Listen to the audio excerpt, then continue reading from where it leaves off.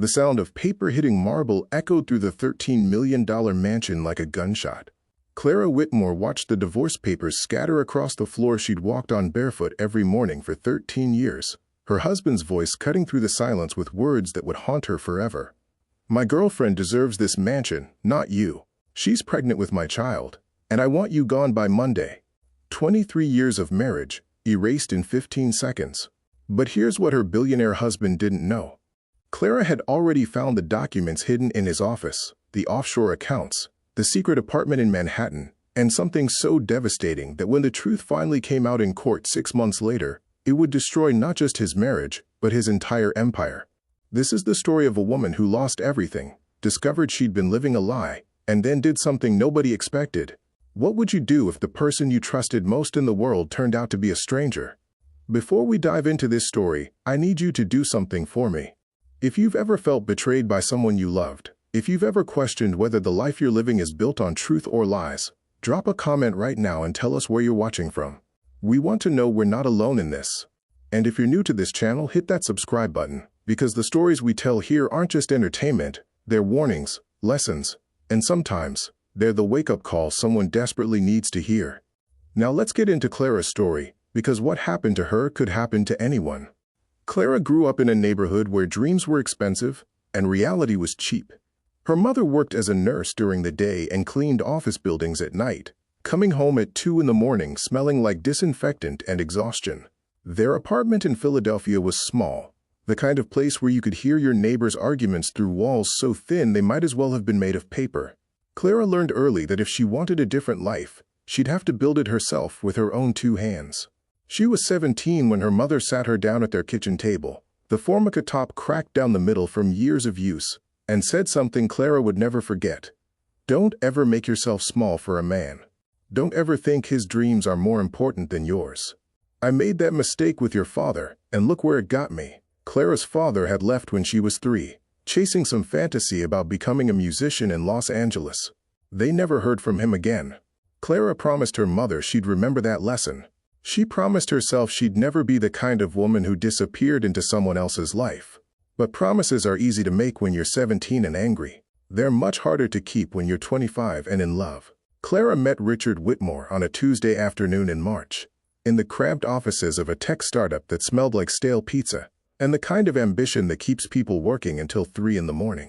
She was a marketing coordinator, making $38,000 a year and eating ramen noodles for dinner 4 nights a week, because that's all she could afford after paying rent.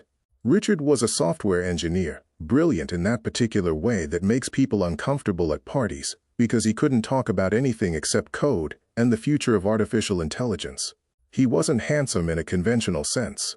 His hair was always slightly too long, his clothes were always slightly wrinkled, and he had a habit of pushing his glasses up his nose every 30 seconds that Clara found oddly endearing. But when he talked about his ideas, his whole face changed. He became electric, alive, absolutely certain that he was going to change the world. Clara fell in love with that certainty. She fell in love with the way Richard looked at her like she was part of the plan, like together they were going to build something that mattered. Their first date was at a diner that served breakfast all day, and they talked until the waitress told them they were closing. Richard told Clara about the company he wanted to start, the software that would revolutionize how people communicated online. Clara told Richard about her dreams of running her own marketing agency someday, of being successful enough that her mother could finally retire. "We're going to make it," Richard said, reaching across the sticky table to hold Clara's hand. "Both of us. I can feel it." They got married 18 months later in a small ceremony that cost less than $3,000. Clara's mother cried through the entire thing, dabbing at her eyes with a tissue that disintegrated halfway through the vows. Richard's parents flew in from Seattle, his father making passive-aggressive comments about how they were too young, how Richard was throwing away his potential by getting married before his career had really taken off. But Clara and Richard didn't care what anyone thought. They had each other, and they had their dreams, and that felt like enough. They honeymooned in Cape Cod, staying in a bed and breakfast that had seen better days but had a view of the ocean that made Clara feel like maybe, just maybe, everything was going to work out. She remembers Richard holding her on the beach at sunset, both of them wrapped in a blanket they'd stolen from their room, and whispering, "No matter what happens, no matter how successful we get or don't get, I want you to promise me we'll always remember this moment. When it was just us, before everything got complicated. Clara promised. She had no idea how complicated things would become. Richard's first startup took off faster than either of them had anticipated. What started as late nights in their apartment, Richard coding while Clara handled the business side, turned into something real. Within 2 years, they had actual investors, actual employees, actual office space in downtown San Francisco that didn't smell like someone's failure. Clara quit her job to work full-time on the company, managing everything that wasn't technical, learning as she went. She was good at it, better than she'd expected. She had a talent for reading people, for knowing which investors would actually follow through and which ones were wasting their time. Richard used to joke that Clara was the secret weapon, that he could build the software but she was the one who made people believe in it. They sold that first company for $32 million when Clara was 28 years old.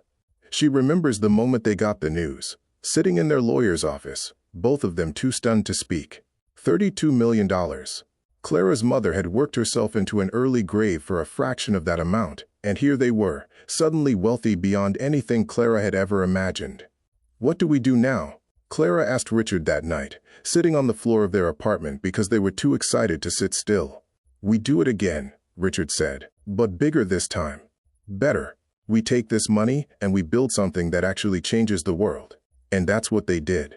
Richard started another company. This one focused on artificial intelligence and machine learning, concepts that most people didn't understand yet, but Richard swore would define the future. Clara should have been excited. This was everything they'd worked for, everything they dreamed about during those early days when they were eating ramen and hoping their startup wouldn't collapse before they ran out of money. But something felt different this time. Richard was different. He'd always been intense, but now that intensity had an edge to it, a sharpness that sometimes felt like it was pointed at Clara. He started making decisions without consulting her, bringing on investors she'd never heard of, hiring executives who looked at Clara like she was Richard's secretary rather than his partner. I think you should step back from the day-to-day operations, Richard said one morning over breakfast, not looking at her as he spoke. They'd moved into a new house by then, something in Pacific Heights with 4 bedrooms and a view of the bay, but they were still eating breakfast at the kitchen counter like they used to do in their apartment. What do you mean, step back? Clara asked. Richard finally looked at her, and there was something in his eyes Clara didn't recognize. I mean, you've done an incredible job getting us to this point, but we're playing in a different league now. We need someone with more experience handling the business side. Someone who's done this before at scale. Clara felt something cold settle in her chest. You're firing me? From the company we built together. I'm not firing you, Richard said, his voice taking on that patient tone people use when they're explaining something to a child. I'm just saying maybe it's time for you to focus on other things. We're going to need someone to manage the social side of this, the networking, the image. You'd be perfect for that. And there it was. Clara could see exactly what was happening. Richard didn't need a partner anymore. He needed a wife who looked good at events, who smiled at investors, who made him seem stable and trustworthy. Someone who would stay in the background while he became the genius everyone talked about. Clara should have fought him on it. She should have reminded him that she'd been there from the beginning, that half of their success was because of her instincts, her work, her belief in him when nobody else did. But she didn't. She told herself Richard was probably right, that he knew better than she did about scaling companies, that this was just a natural evolution of their relationship. She told herself a lot of lies in those days. Richard's second company went public 3 years later, making him a billionaire before he turned 35. The numbers were so large, they stopped meaning anything to Clara. She couldn't conceptualize the difference between $100 million and $1 billion. It was all just abstract, numbers and accounts she rarely looked at, numbers that Richard's accountants managed while Clara managed their life. And what a life it was. They moved to Malibu, to a mansion that had 12 bedrooms, an infinity pool that seemed to drop straight into the ocean, and a wine cellar that cost more than the house Clara had grown up in. They had a chef who came 3 times a week, a housekeeper who lived in the guest house, a personal trainer, a driver, people whose entire job was to make sure the Whitmores never had to think about the mundane details of daily existence. Clara threw herself into the role Richard had created for her. She became the perfect billionaire's wife, the woman who hosted charity galas that raised millions for causes she barely had time to understand, who sat on boards for museums and foundations, who appeared in society magazines wearing dresses that cost more than her mother used to make in a year. She was good at it, just like she'd been good at building Richard's company. People liked her. They thought she was gracious, elegant, the kind of woman who made wealth look effortless.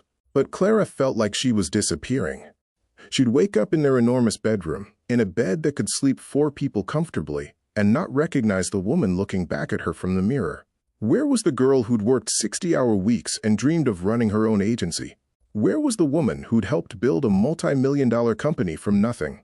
She'd been replaced by this hollow version, this carefully constructed image that smiled and nodded and never, ever made waves. Richard barely noticed. He was consumed by his company, by the pressure of being a public CEO, by the constant demands of investors and board members and journalists who wanted to know his secret to success. He traveled constantly, sometimes for weeks at a time, always with an excuse about meetings in New York, or conferences in London, or investors in Singapore who needed FaceTime. Clara stayed home. She managed their social calendar, their properties, their image. She made sure Richard always had a clean shirt and a devoted wife waiting when he finally came home. She told herself this was what partnership looked like when you reached this level of success, that the distance between them was just temporary, that they'd find their way back to each other once things calmed down. But things never calmed down. The distance just grew wider. Clara started noticing the small things first. The way Richard's phone was always face down on the table during dinner. The rare times they actually ate together. The way he'd step out of the room to take calls, his voice dropping to a whisper Clara couldn't quite hear. The way he came home smelling like perfume that wasn't hers, always with an explanation about hugging investors or meeting with the wives of business partners. Clara told herself she was being paranoid. Richard was a billionaire CEO. Of course women paid attention to him. Of course he had to be charming and social. That was part of the job. But the paranoia wouldn't go away. It lived in Clara's chest like a stone, heavy and cold, making it hard to breathe sometimes. She started paying more attention, looking for evidence that would either confirm her fears or prove she was crazy. She found her first real clue on a Wednesday morning in July. Richard had left his laptop open on his desk in his home office, which he never did. Clara knew she shouldn't look. She knew that going through his computer was a violation of trust, the kind of thing that could destroy a marriage even if she didn't find anything incriminating. But she looked anyway. She had to know. The emails were buried in a folder labeled Legal, which was clever because Clara almost skipped right past it. But something made her pause, some instinct that had served her well in business and was now screaming that something was wrong.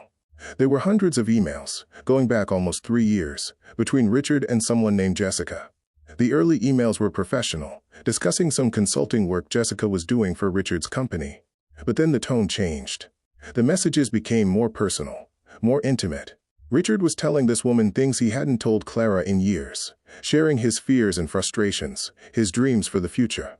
And Jessica was responding with understanding, with encouragement, with the kind of emotional support Clara had stopped being able to give Richard somewhere along the way. Or maybe Richard had stopped letting her give it. Clara felt sick reading through the emails, watching her marriage dissolve in digital text, seeing the moment when professional respect turned into something else. But she kept reading. She needed to know how bad it was. The emails from the last year were worse. They were planning trips together, meeting in hotels when Richard was supposedly traveling for business. Jessica was telling Richard she loved him. Richard was telling Jessica he'd never felt this way before, that being with her made him remember who he was before the money and the pressure and the expectations. That Clara had become a stranger to him, someone who cared more about appearances than their actual relationship. Clara wanted to scream reading that. She wanted to throw the laptop across the room and watch it shatter.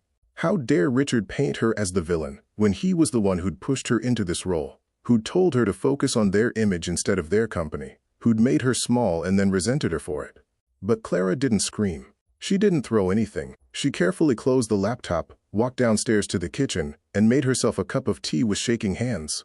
Then she sat at the counter and tried to figure out what to do next. She could confront Richard. She could demand the truth, insist on marriage counseling, fight for the relationship they used to have. But part of Clara, the part that had been disappearing over the last few years, wondered if that relationship had ever really existed. Maybe she'd been in love with a version of Richard that only existed in her imagination. Maybe the real Richard was the man in those emails, The one who could betray her so casually while she was home, planning charity events and making sure his life ran smoothly. Clara didn't make a decision that day. She just filed the information away, locked it in a part of her mind where she wouldn't have to look at it too closely. She told herself she'd deal with it later, when she was stronger, when she could think clearly. She had no idea that later was going to come much sooner than she expected. Richard came home early on a Thursday evening in late September, which should have been Clara's first warning that something was wrong. He never came home early, but there he was, walking through the front door at 6:30 with his briefcase in one hand and an expression on his face that made Clara's blood run cold. "We need to talk," Richard said, not even bothering with a greeting. Clara was in the living room, going through invitations for upcoming events they were supposed to attend together. She set the stack of heavy cardstock aside and looked at her husband, really looked at him, maybe for the first time in months. He looked tired. There were lines around his eyes that hadn't been there a year ago, gray in his hair that he hadn't bothered to color. But more than that, he looked like a stranger. When had that happened? When had the man she married turned into someone she didn't recognize? "Okay," Clara said, her voice steady even though her heart was racing. "What do we need to talk about?" Richard pulled an envelope from his briefcase and threw it on the coffee table between them. It landed with a soft thud, somehow both inconsequential and world-ending at the same time. "Divorce papers," Richard said flatly. "I want you to sign them. Tonight, if possible." The words hit Clara like a physical blow, even though part of her had known this was coming. She'd known it since she found those emails, maybe even before that. But knowing something intellectually and hearing it out loud are two completely different things. "Just like that?" Clara asked. "After 23 years, you walk in here with papers and expect me to sign them tonight?" Richard had the decency to look uncomfortable, but only for a moment. Then his expression hardened into something Clara had seen him use in business negotiations, that cold calculation that made people agree to terms they didn't want. "There's no point dragging this out," Richard said. "We both know the marriage has been over for a long time. We're just going through the motions. My lawyers have put together a very generous settlement. You'll be taken care of, Clara. You won't have to worry about money." Clara felt something break inside her, some final thread that had been holding her together. "Taken care of?" she repeated. "Like I'm a problem you need to solve? Like I'm an employee you're laying off?" "Don't be dramatic," Richard said. And Clara wanted to laugh at the absurdity of that statement. Don't be dramatic. Her husband was divorcing her via manila envelope, and she wasn't supposed to be dramatic. "Who is she?" Clara asked, even though she already knew. She wanted to hear Richard say it, wanted to see if he'd at least have the courage to tell her the truth. Richard's jaw tightened. "That's not relevant." "The hell it isn't." "Who is she, Richard?" "Her name is Jessica," Richard said finally. "You've met her. She's been consulting for the company." Clara laughed then, a sound that came out harsh and broken. "Jessica Hammond? The woman I introduced you to? The woman I had lunch with last month?" Richard had the grace to look ashamed for approximately 3 seconds before his face closed off again. "Like I said, it's not relevant. What matters is that I want to move forward with my life. And I can't do that while I'm still married to you." "Does she know you're married?" Clara asked. "Does she know she's sleeping with someone's husband? Or did you forget to mention that detail?" "She knows," Richard said quietly. "She's known from the beginning. And she's pregnant, Clara. She's pregnant with my child, and I want to be there for them. I want to build a life with her. That's not possible if I'm still married to you." The room tilted. Clara gripped the arm of the sofa, trying to stay upright, as her entire world collapsed around her. Pregnant. Jessica was pregnant with Richard's child. How long had this been going on? How many times had Clara sat across from Jessica at lunch, smiling and making small talk, while Jessica was carrying Clara's husband's baby? "Get out," Clara whispered. "What?" "Get out of this house. Right now. Get out before I do something we'll both regret." Richard stood up, grabbing his briefcase. "You have until Monday to sign those papers, Clara. After that, my lawyers will file them anyway, and the process will get much uglier for both of us. Don't make this harder than it needs to be." He walked out, leaving Clara alone in the living room with divorce papers on the coffee table, and the ruins of her life scattered around her like broken glass. If you're still watching at this point, drop a comment with, "I'm still here." Let's see who's truly following this shocking story. And I want you to think about something. How many times do we ignore the signs that something's wrong because we're afraid of what we'll find? How many of us are living like Clara, pretending everything's fine while our world crumbles around us? Drop a comment and let us know your thoughts. Clara didn't sleep that night. She sat in the living room until dawn, staring at the envelope on the coffee table like it might catch fire if she looked at it long enough. Part of her wanted to open it, to see exactly what Richard thought she was worth after 23 years of marriage. But another part of her was afraid. As long as she didn't open the envelope, as long as she didn't see the numbers and the terms, she could pretend this wasn't really happening. Around 5 in the morning, Clara called the only person she had left. Michelle answered on the second ring, her voice groggy with sleep. "Clara? What's wrong?" "It's 5 in the morning. He wants a divorce," Clara said, and then she couldn't say anything else because she was crying too hard to form words. Michelle stayed on the phone with her for 3 hours, not saying much, just being there the way she'd always been there, the way Richard hadn't been in years. When Clara finally stopped crying, Michelle said, "You need a lawyer. Not some corporate attorney who plays golf with Richard. A real lawyer, someone who will fight for you." "I'm going to make some calls." "Michelle, I don't even know if I want to fight," Clara said. "I'm so tired. Maybe I should just sign the papers and disappear somewhere he'll never find me." "That's exactly what he's counting on," Michelle said, her voice turning sharp. "He's counting on you being too devastated to fight back. Don't give him that satisfaction, Clara. You helped build his empire. You gave up your career, your dreams, your entire identity for that man. He doesn't get to throw you away like trash just because he found someone younger and prettier." Something in Michelle's words sparked something in Clara, some ember of anger that had been smoldering beneath the grief. Michelle was right. Clara had given up everything for Richard. She'd erased herself bit by bit, year by year, until she barely recognized her own reflection. And for what? So Richard could trade her in for a new model, so he could rewrite their history and pretend Clara had never mattered? No. Clara was done being small. By that afternoon, Clara had hired Patricia Chen, a divorce attorney with a reputation for being absolutely ruthless in court. Patricia came to the house for their first meeting, walking through the marble foyer with an appraising eye that seemed to calculate the value of everything she saw. "Tell me everything," Patricia said, settling into a chair in Clara's living room. "And I mean everything. Don't leave anything out because you're embarrassed or because you think it makes you look bad. I need to know what we're dealing with." Clara told her. She told Patricia about the emails she'd found, about Jessica, about the pregnancy. She told her about how Richard had pushed her out of the company they built together, how he'd spent the last few years turning her into an accessory instead of a partner. She told Patricia about the offshore accounts she'd discovered, the mysterious transfers that Richard never explained, the way he'd become increasingly secretive about his finances over the last year. Patricia listened to everything, taking notes, her expression never changing. When Clara finished, Patricia set down her pen and looked at Clara with something that might have been respect. "You know what I think," Patricia said. "I think your husband has been planning this divorce for a long time. I think he's been moving assets, hiding money, doing everything he can to make sure you walk away with as little as possible. And I think he's an idiot, because he clearly doesn't know who he's married to." Clara felt something shift inside her. "What do you mean? You're not some trophy wife who's going to roll over and accept whatever scraps he throws at you," Patricia said. "You're the woman who helped build his empire. You're smart, you're capable, and you're angry. That makes you dangerous. So here's what we're going to do. We're going to hire investigators. We're going to find every penny he's tried to hide.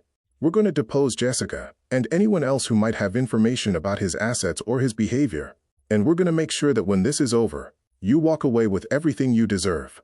"He said the settlement was generous," Clara said. Patricia laughed. "I'm sure he did. Let me guess. He's offering you 10 million? Maybe 20 if he's feeling particularly charitable?" Clara opened the envelope for the first time and scanned the documents. 15 million and this house. Patricia's expression darkened. "Your husband is worth over $2 billion. This house alone is worth 13 million. He's trying to buy you off with less than 1% of his net worth. That's not generous, Clara. That's insulting, and we're going to make him regret it." Over the next month, Patricia's team of investigators uncovered things about Richard that made Clara physically ill. The girlfriend wasn't just some woman Richard had met at a conference. Jessica Hammond had been planted in Richard's life deliberately, introduced by a mutual friend who thought Richard needed someone more ambitious than Clara, someone who understood the pressures of being at the top. Jessica had pursued Richard systematically, positioning herself as a consultant for his company, making herself indispensable, all while pretending to be Clara's friend. They'd met at a charity gala 5 years ago, bonded over their shared love of contemporary art. Jessica had been charming, warm, easy to talk to. She'd asked Clara about her life with such apparent interest that Clara had opened up to her in ways she hadn't with anyone else in years. Clara had told Jessica about her loneliness, about how Richard was always working, about how she sometimes felt invisible in her own life. And Jessica had used every word of those conversations against her, learning exactly how to position herself as everything Clara wasn't. The investigators found emails between Jessica and Richard going back 4 years, not 3 like Clara had initially discovered. 4 years of betrayal, of lies, of Richard leading a double life while Clara smiled for photographers and hosted dinners for his investors. But that wasn't even the worst part. The investigators discovered that Jessica had gotten pregnant 3 years ago, not recently like Richard had claimed. She'd given birth to a daughter named Emma when Clara had been planning Richard's 40th birthday party, inviting 300 people to celebrate a man who was secretly celebrating fatherhood with another woman. Richard had set Jessica up in a penthouse apartment in Manhattan, spending millions of dollars on furniture, clothes, private school tuition for Emma once she was old enough. He'd created an entire second family, a second life, all while Clara was in Malibu managing his image and believing his lies about business trips and investor meetings. The financial investigation was even more damning.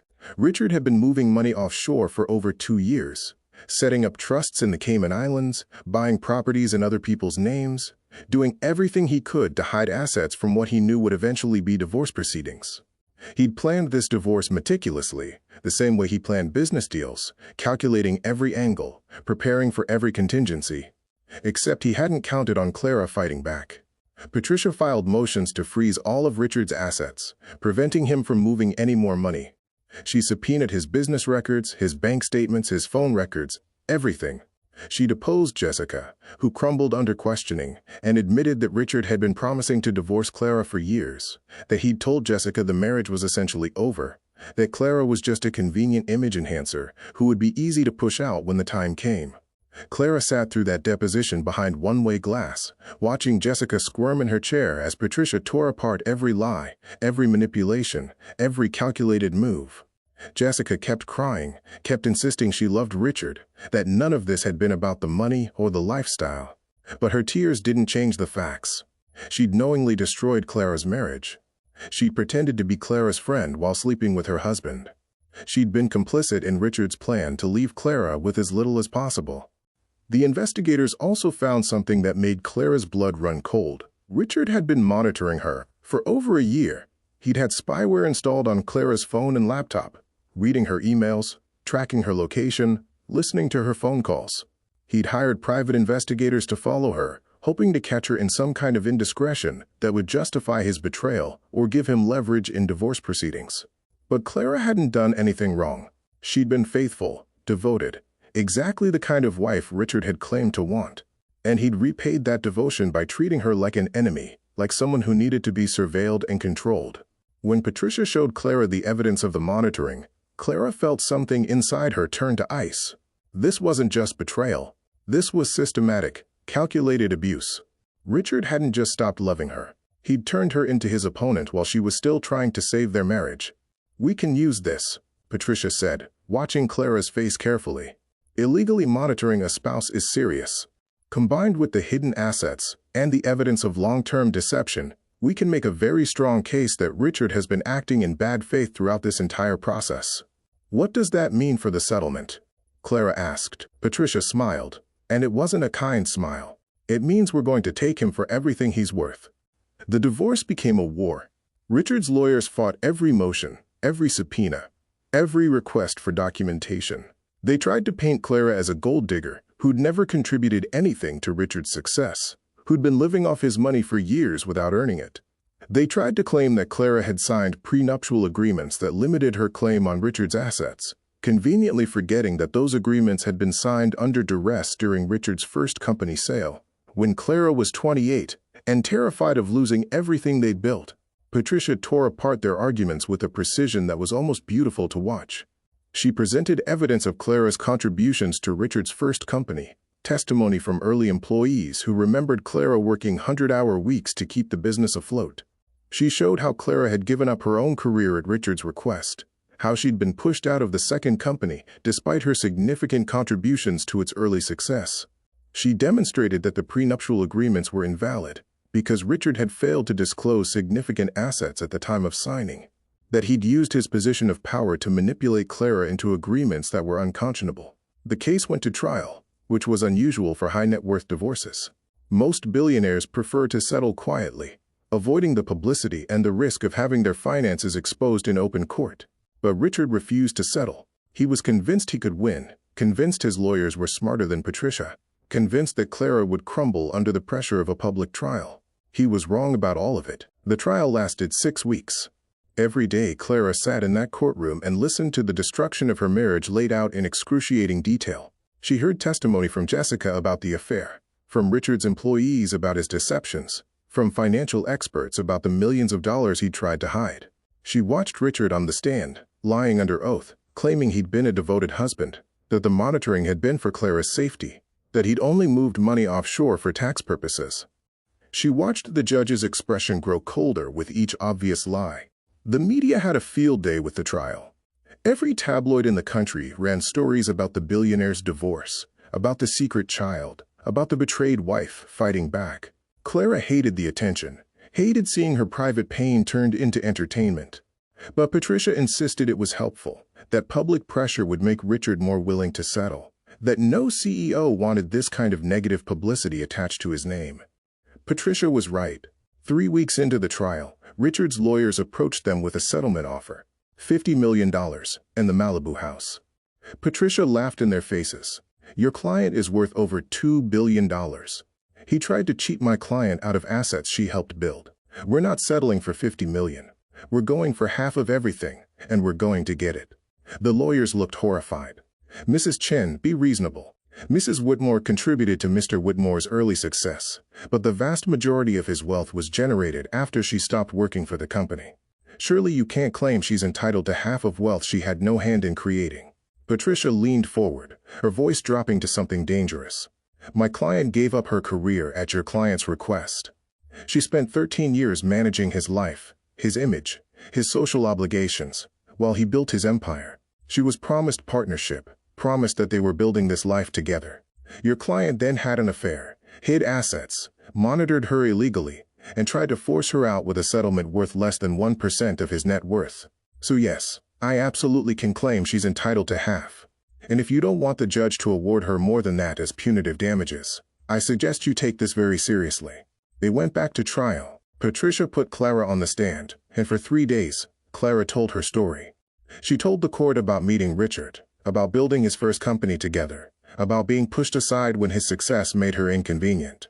She told them about the loneliness, about the lies, about discovering her husband had a child with another woman while she was planning his birthday party. She cried on the stand, which she'd promised herself she wouldn't do, but the tears came anyway. Not because she was trying to manipulate the judge, but because telling her story out loud made it real in a way it hadn't been before. For years, Clara had been making excuses for Richard, rewriting their history to make his behavior acceptable. But standing in that courtroom, speaking the truth, she couldn't hide behind those excuses anymore. Richard had betrayed her in every possible way. He'd used her, manipulated her, and then tried to discard her when she was no longer useful. When Clara finished testifying, the courtroom was silent. Even Richard's lawyers looked uncomfortable. The judge called a recess and disappeared into chambers. When they reconvened 30 minutes later, the judge looked at Richard with an expression of barely concealed disgust.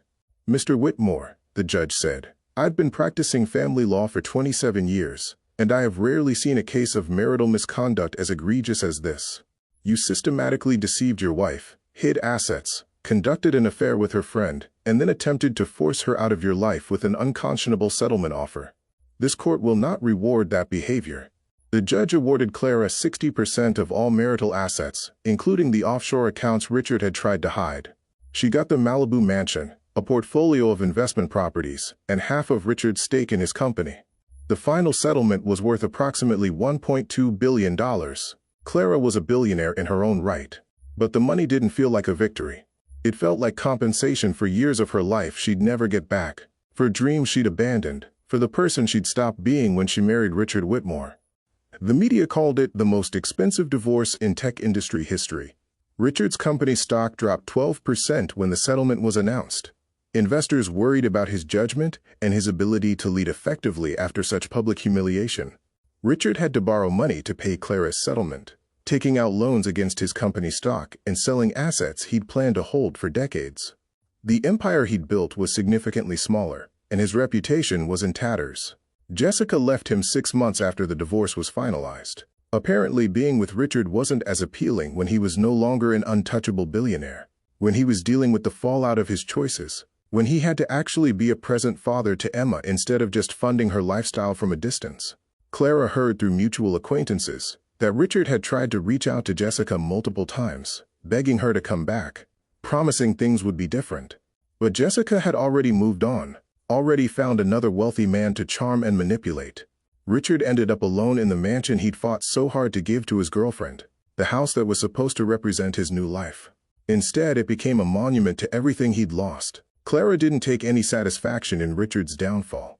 She felt nothing for him anymore. Not love, not hate, just a kind of distant pity for a man who destroyed his life chasing something that was never real to begin with. For the first few months after the divorce, Clara didn't know what to do with herself. She'd been so consumed by the legal battle, by the fight to prove her worth, that she hadn't thought about what came next. She was 48 years old, wealthy beyond measure, and completely untethered. She could do anything, go anywhere, be anyone. But who was she, really? She wasn't Richard's wife anymore. She wasn't the woman who managed charity galas and smiled for cameras. She'd won the battle, but she didn't know what victory was supposed to look like. Clara spent a month in bed, barely eating, not seeing anyone. Michelle flew out from Boston and staged what she called an intervention, but what Clara called bullying your best friend into taking a shower. "You did not fight that hard just to give up now," Michelle said, physically pulling Clara out of bed. "You won, Clara. You actually won. Do you have any idea how rare that is? Most women in your position would have signed those papers and disappeared. You fought back. You got justice. Now you have to figure out what you're going to do with it." "I don't know how to be anything except Richard's wife," Clara admitted. "I've been playing that role for so long, I don't remember who I was before." Michelle sat down on the bed, her expression softening. "Then maybe it's time to find out. Not who you were before Richard, but who you are now. You're not that 25-year-old girl anymore, Clara. You're a woman who survived a war. That has to count for something." It took time, longer than Clara wanted to admit, but eventually, she started to rebuild. She sold the Malibu mansion because she couldn't live there anymore, couldn't walk through those rooms without seeing the ghost of her marriage in every corner. She bought a smaller house in Pasadena, something manageable, something that felt like hers. She started volunteering at a women's shelter, working with women who were trying to escape abusive relationships. Clara used her experience to help others see that they didn't have to accept betrayal as the price of love, that they could fight back, that they were worth more than whatever scraps their partners were willing to give them. She was good at it. The women at the shelter trusted her, because Clara didn't talk down to them, didn't pretend she had all the answers. She just told them her story, and let them know they weren't alone. Clara also started therapy, working with a psychologist who specialized in trauma and recovery. She had to learn how to trust people again, how to believe that not everyone would betray her the way Richard had.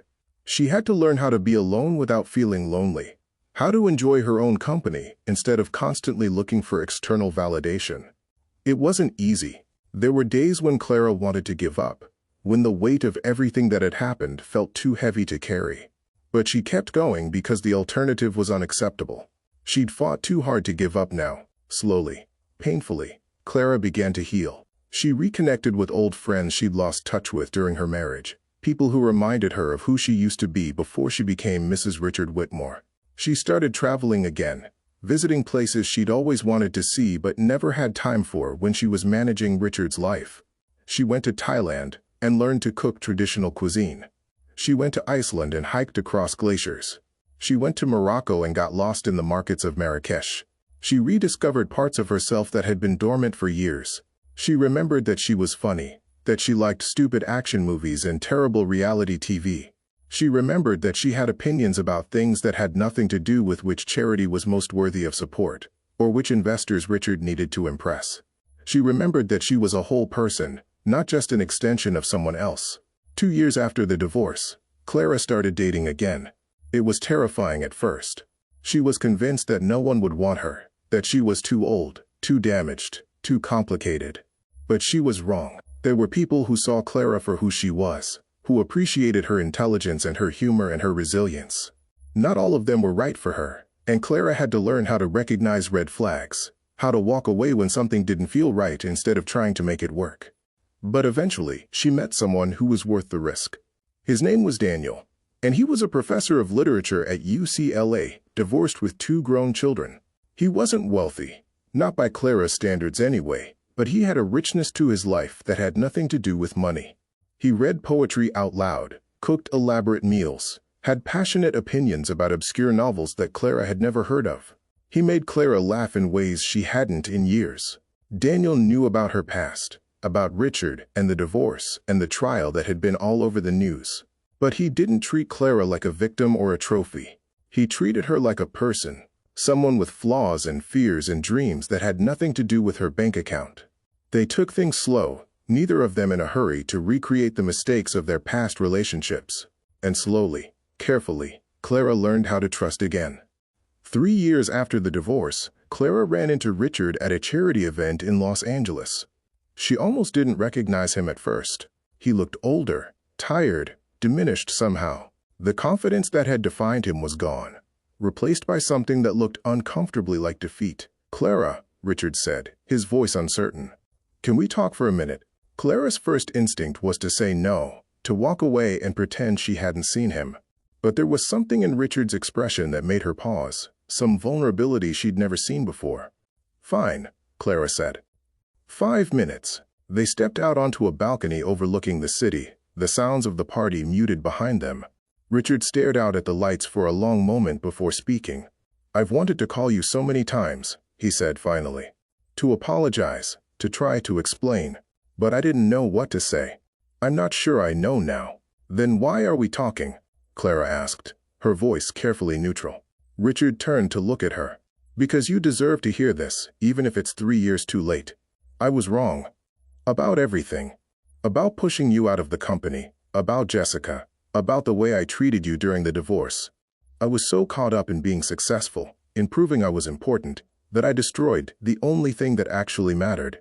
You were my partner, Clara. You were the person who believed in me when no one else did. And I threw that away because I was too arrogant to see what I had." Clara felt nothing listening to Richard's apology. No anger, no satisfaction, no residual love. Just a kind of weary acceptance that he was finally saying what she'd needed to hear years ago, when it might have made a difference. "I'm glad you realized that," Clara said. "But it doesn't change anything, Richard. You can't apologize your way out of what you did. You destroyed our marriage systematically, deliberately. You had years to stop and you didn't. So I'm glad you're sorry, but your guilt isn't my problem anymore." Richard nodded slowly. "I know. I just wanted you to know that I see it now. What I lost. Jessica left me, did you know that? She left as soon as things got hard, as soon as I wasn't the golden boy anymore. Emma barely knows me because I was never really present, I was just a bank account. My company is struggling because I was too distracted by the divorce to notice we were losing market share. I lost everything, Clara. And it's exactly what I deserved." "Yes," Clara said simply.